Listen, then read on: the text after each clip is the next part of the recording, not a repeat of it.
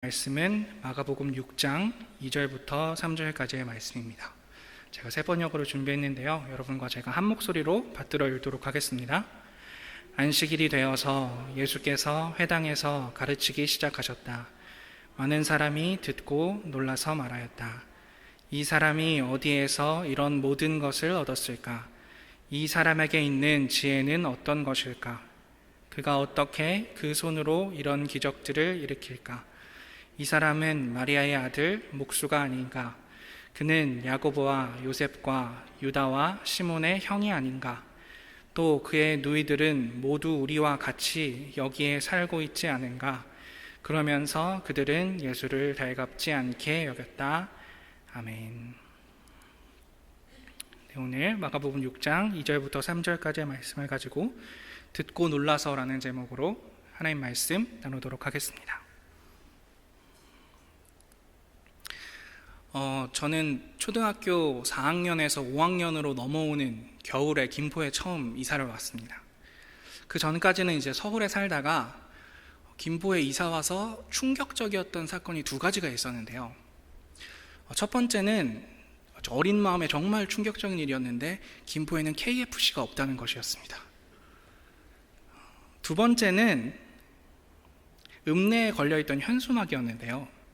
거기에는 이렇게 써 있었습니다. 무슨 동네의 자랑, 누구누구의 딸이 어느 대학교에 붙었다. 서울에서는 그런 현수막을 한 번도 본 적이 없었는데 김포에 오니까 그런 현수막이 붙어 있더라고요. 그때 김포에는 마을의 공동체적 사고가 좀 남아 있었던 모양입니다. 우리 동네에 누군가가 잘 되면 마을의 자랑이 되곤 했습니다. 이제는 찾아보기가 힘들지만 말입니다. 오늘 본문의 이야기는 이런 현수막과는 좀 반대되는 이야기입니다. 마가 공동체 복음서에서 예수님은 고향으로 가십니다. 그리고 회당에서 말씀을 전하십니다. 예수께서는 가까운 옆 동네의 회당에서 놀라운 일들을 일으키셨고, 그래서 사람들은 고향의 회당에 서신 예수께 기대의 시선을 가지고 있었습니다. 그렇지만 이웃 마을들에서 일어났던 일은 예수님의 고향에서는 일어나지 않았습니다. 무슨 일이 있었는지 먼저 2절 말씀을 함께 읽어보도록 하겠습니다. 안식일이 되어서 예수께서 회당에서 가르치기 시작하셨다. 많은 사람들이 듣고 놀라서 말하였다. 이 사람이 어디에서 이런 모든 것을 얻었을까? 이 사람에게 있는 지혜는 어떤 것일까? 그가 어떻게 그 손으로 이런 기적들을 일으킬까? 아멘. 사람들은 놀랐습니다. 원어를 살펴보면 단순히 놀랐다는 말보다는 충격을 받았다는 말이 더 어울리는 표현일 것 같습니다. 예수께서 지혜 있는 말씀을 하셨기 때문입니다. 그런데 이 서술이 저희가 생각하기에는 조금 이상한 지점이 있습니다. 예수께서 놀라운 말씀을 하셨으면 우리가 기대할 수 있는 반응은 무엇입니까? 감탄하는 것입니다. 그런데 사람들은 충격을 받았습니다. 이 충격이 얼마나 부정적인 것이었는지 우리가 3절을 살펴보면 알 수 있습니다. 제가 받들어 읽겠습니다. 이 사람은 마리아의 아들 목수가 아닌가? 그는 야고보와 요셉과 유다와 시몬의 형이 아닌가? 또 그의 누이들은 모두 여기 우리와 같이 살고 있지 않은가? 그러면서 그들은 예수를 달갑지 않게 여겼다. 아멘. 사람들의 반응을 3절은 이렇게 정리합니다. 그들은 예수를 달갑지 않게 여겼다고 말입니다. 그런데 이 번역도 상당히 순화된 번역입니다. 새 번역에서는 달갑지 않게 여겼다라고 되어 있지만 개역개정에서는 배척하였다라고 되어 있습니다. 이 배척, 달갑지 않게로 번역된 헬라어는 스칸달리조라는 말인데요. 우리가 많이 쓰는 스캔들이라는 말의 어원입니다. 이 단어가 사용된 다른 본문들을 보면 이 반응이 얼마나 강한 부정적 반응인지를 알 수 있습니다. 마태복음 18장 6절에서는 이렇게 쓰이고 있습니다. 누구든지 나를 믿는 이 소자 중 하나를 실족해 하면, 사람을 실족해 하다라고 쓰이는 이 실족해 하면이 스칸달론입니다. 다른 사람이 시험에 빠지도록, 죄에 빠지도록 하는 일을 스칸달론이라고 불렀습니다. 그러니까 다른 사람을 스칸달론하게 하는 사람은 차라리 바다에 빠져 죽는 게 낫다라고 이야기할 때 쓰는 단어가 이 스칸달론이라는 단어였던 겁니다. 마태복음 18장에서는 좀 더 심각하게 쓰이고 있습니다. 예수께서 너희는 나를 누구라 하느냐라는 질문을 하셨을 때 제자인 베드로가 위대한 신앙 고백을 한 이야기를 알고 계실 겁니다. 고백이 이어진 뒤에 예수께서는 자신이 고난을 당하고 죽기까지 하실 것을 제자들에게 말씀하시는데요. 그러자 베드로가 예수님을 말립니다. 그러자 예수께서 말씀하시는 내용이 마태복음 18장 23절 전반부의 내용입니다. 예수께서 돌이키시며 베드로에게 이르시되 사단아 내 뒤로 물러가라. 너는 나를 넘어지게 하는 자다 라고 할 때 이 넘어지다 라는 게 스칸달론입니다. 그러니까 사단이 하는 일, 나를, 심지어는 예수 그리스도를 넘어지게 하는 일을 스칸달론이라는 단어를 통해서 사용하고 있다는 겁니다. 그러니 고향 사람들이 예수께서 지혜로운 말씀을 전하시는 것을 보고 달갑지 않게 여겼다, 배척하였다 라고 이야기하는 것은 그저 마음에 들지 않아서 혀를 끌끌 차는 정도, 말씀이 오늘 별로 마음에 안 드네, 이 정도가 아니라 예수께서 사람들을 죄에 빠지게 만드는 존재다, 차라리 죽어 마땅한 존재다 라고 생각했다는 것입니다. 왜 사람들은 이렇게까지 부정적으로 반응하는 것일까요? 우리 동네 출신의 청년이 훌륭한 설교자가 되었다면 응당 기뻐할 일인데 이스라엘을 들썩이게 만드는, 아니 그 정도가 아니라 우리 민족을 구원해줄 메시아라고 다른 사람들에게 이야기를 듣는다면 자랑스러워할 만한 일인데 왜 이렇게까지 말하는 것일까요? 그 이유는 역설적이게도 그들이 예수 그리스도에 대해서 많은 것을 알고 있기 때문이었습니다. 3절을 보면 예수께 마리아의 아들이라는 표현을 사용하고 있습니다. 과거에는 지금보다 훨씬 더 가문을 중요하게 여기던 시대였습니다.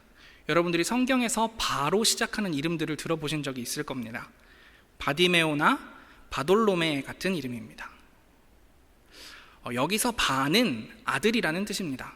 그러니까 바디메오는 디메오의 아들이라는 뜻이고 바돌로메는 돌로메의 아들이라는 뜻입니다. 아예 이런 이름을 지어버리거나 아니면 바요나 시몬과 같이 누구의 아들을 이름에 붙이는 것이 이 당시 사람들의 호칭법이었습니다. 그의 아버지가 누구인가, 그의 할아버지가 누구인가가 그 사람을 말해주던 시대였기 때문입니다. 그런데 오늘 사람들은 예수께 무엇라고 말하고 있습니까? 마리아의 아들이라고 이야기하고 있습니다. 원래대로라면 바요셉 예수, 요셉의 아들 예수라고 불렀어야 합니다. 예수께서 어머니인 마리아와 아버지인 요셉이 결혼하기 전에 잉태되었다는 사실은 아마 동네 사람들은 다 알고 있었던 모양입니다. 요셉의 아들이라고 할 수도 있었지만 사람들은 콕 집어 마리아의 아들이라고 말합니다. 조금 불편하더라도 현대어로 옮기자면 아버지가 누구인지도 모르는 놈이라는 욕을 예수님께 하고 있는 겁니다. 아버지가 없는 혈통을 가진 예수께서 메시아이자 구원자라고 불리는 것, 동네 사람들에게 그것은 스캔들일 수밖에 없었습니다. 제가 요즘에 즐겨보는 드라마가 있습니다. 여기서도 보시는 분들이 꽤 계실 것 같은데요. 슬기로운 의사생활이라는 드라마입니다. 지난주 에피소드에서 의미 있는 스토리가 있었습니다. 세계적인 바이올린 연주자가 뇌종양에 걸려서 VIP 병동에 입원을 하게 된 겁니다. 이 수술을 드라마의 주인공 중에 한 명인 최송화라는 이름의 의사가 담당하게 되었습니다. 문제는 병원장의 지인으로 등장하는 이 환자, 바이올린 연주자의 어머니였습니다. 이 어머니가 전문의들을 굉장히 무시하고 교수님들이 왜 와서 내 딸을 봐주지 않느냐라는 불만을 가지고 있었던 겁니다. 이 최송화 역할을 맡은 배우를 사람들이 별명 붙이기를 뱁새라고 이름을 붙였습니다. 굉장히 작고 귀여운 새지요. 아담하고 귀여운 외형을 가지고 있기 때문입니다. 그러니까 이 최송화라는 교수가 직접 와서 자신의 딸을 진료했음에도 불구하고 이 엄마는 외형만 보고 이 사람이 교수가 아니라고 생각하고 최송화 교수에게 묻습니다. 대체 내일 수술하기로 한 교수님은 언제 오시는 겁니까? 그러자 최송화 교수가 이렇게 이야기합니다. 제가 최송화 교수입니다. 굉장히 생각만 해도 상상만 해도 납부끄러워지는 장면입니다. 자신이 가지고 있는 교수라는 이미지에 사로잡혀 가장 유능한 교수를 무시하는, 보는 사람들까지 부끄럽게 만드는 이야기였습니다. 사람들에게는 구원자에 대한 기대가 있습니다. 메시아는 다윗 왕의 자손으로 아주 고결한 사람이어야 한다. 다윗 왕과 솔로몬 왕처럼 강하고 위대한 이스라엘 제국을 다시 세워줄 사람이어야 한다. 우리 동네 같은 작고 한적한 동네가 아니라 위대한 도시에서 태어나야 한다. 로마의 황제와 비교해도 꿀리지 않을 완벽하고 강한 사람이어야 한다. 그런데 다른 동네에서 메시아라고 불리우고 있는 예수라는 사람이 알고 봤더니 아버지가 누구인지도 모르는 예수였다니. 우리 동네의 부끄러움, 마리아의 아들 예수라니. 그러니 사람들은 놀랐다가 예수 그리스도를 악마화하고 있는 겁니다.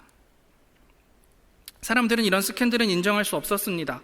그러니 그의 지혜에는 충격을 받고 그를 혈통이 분명하지 않은 사람이라 욕을 하고 그의 존재는 스캔들로 걸러 넘어지게 하는 자로 만들어버리고 만 것입니다. 예수께서는 2000년 전에 사람들이 가지고 있던 초월, 메시아에 대한 생각을 비워내는 행동을 오늘 우리에게 보여주고 계십니다. 그 시작이 오늘의 스캔들일 시골 동네에서 아버지가 누구인지 모르는 자녀로 태어나신 일이었습니다. 사람들이 메시아에 대해서 가지고 있던 그 기대, 그 거대함, 그 위대함에 대한 생각을 격파하고 또 격파하신 것, 그것이 예수께서 하신 일이셨던 것입니다. 생각해보면 예수 그리스도의 행동은 스캔들의 연속이었습니다. 우리가 생각하는 거룩이나 초월, 위대하신 하나님의 아들 같은 이름과는 거리가 먼 행동을 계속해서 보여주십니다. 사람들이 같은 공간에 있는 것만으로도 불쾌감을 느낀다라고 이야기하는 죄인들의 친구라는 별명을 얻습니다. 사람들이 목숨처럼 지키던 신앙습관인 안식일에 사람들을 고치십니다. 욕을 먹어 마땅한 부류인 세리를 불러서 제자로 삼는가 하면 세리장을 콕 집어 그의 집에 가서 친구가 되어주십니다. 예루살렘에 들어가실 때는 말이 아니라 나귀를 타고 들어가시는가 하면 로마의 황제와 한판 대결을 벌이시기는커녕 정치범으로 몰려 십자가에서 돌아가시고 맙니다. 이것이 하나님의 아들 예수 그리스도, 우리의 구원자가 보여주시는 거룩이요 초월이었던 것입니다. 생각해보면 구약에서 하나님이 보여주시는 모습도 어쩌면 스캔들이라고 부를 만합니다. 주변의 모든 신들은 풍요의 신, 재물의 신, 농사의 신이라는 위대한 이름으로 강력한 힘을 준다고 말하고 엄청난 복을 내려준다고 말하는 그 신들과는 다르게 하나님의 별명은 고아와 과부의 하나님이었습니다. 이방인의 하나님, 가장 약한 자들의 하나님이라 찬양을 부르는 찬양들이 시편에 계속해서 기록되어 있습니다. 결국은 온 우주를 구원하기 위해 자신의 아들을 직접 인간으로 내려보내서 모두를 위해 희생하게 하는 십자가, 그것이 하나님의 스캔들이었습니다. 마가 공동체는 이 말씀을 기록하면서 우리가 초월이라고 부르는 것들, 이것을 다시 생각해 보게 합니다. 우리 또한 초월이라는 말을 들으면 하나님의 위대하심에 대해서 생각을 하죠. 예수 그리스도의 엄청난 능력에 대해서 생각합니다. 그런데 우리가 하나님과 예수께 기대하는 초월, 위대하심, 전능하심이란 어쩌면 우리가 생각하는 거대함이나 위대함을 하나님과 예수님께 투사하고 있는 것, 더 씌우고 있는 것은 아닐까요? 정말 우리가 예수 그리스도의 스캔들, 하나님의 스캔들이 내가 원하는 하나님의 초월이다라고 이야기할 수 있느냐, 우리는 질문해야 한다는 것입니다. 어쩌면 우리는 우리의 욕망을 거뜬하게 이뤄주실 분으로 하나님과 예수 그리스도를 생각하고 싶은 것은 아닐까요? 만약에 우리 앞에 마리아의 아들이라고 불리는 스캔들의 예수께서 나타나신다면 우리는 그를 어떻게 대할까요? 우리는 정말 이 마을 사람들과 다른 방식으로 예수 그리스도를 대할 수 있을까요?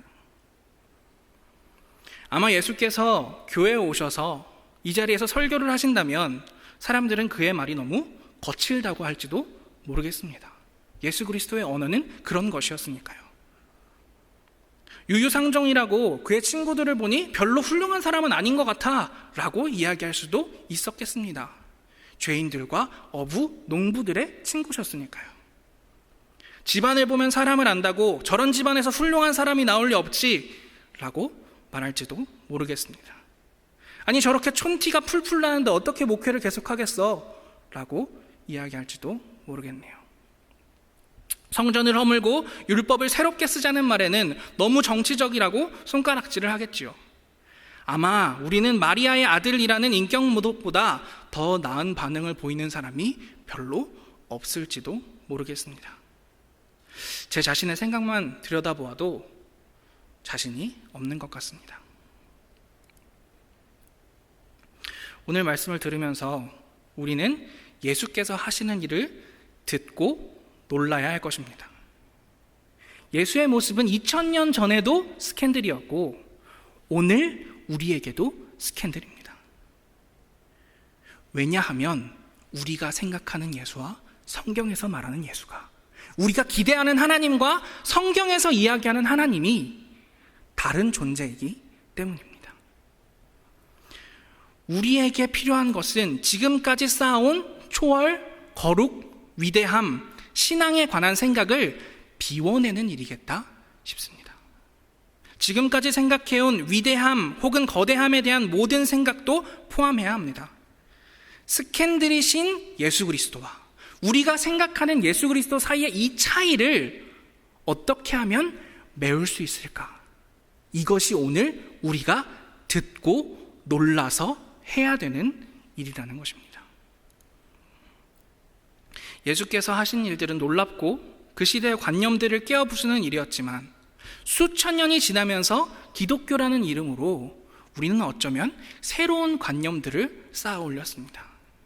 한국에서는 100년이라는 기독교 역사를 통해서 어쩌면 예수께서는 하지 않으셨을 일을 교회가 마땅히 해야 되는 일이다, 신앙이다, 우리가 목숨 걸고 지켜야 되는 것이다 라고 이야기하고 있지는 않은가.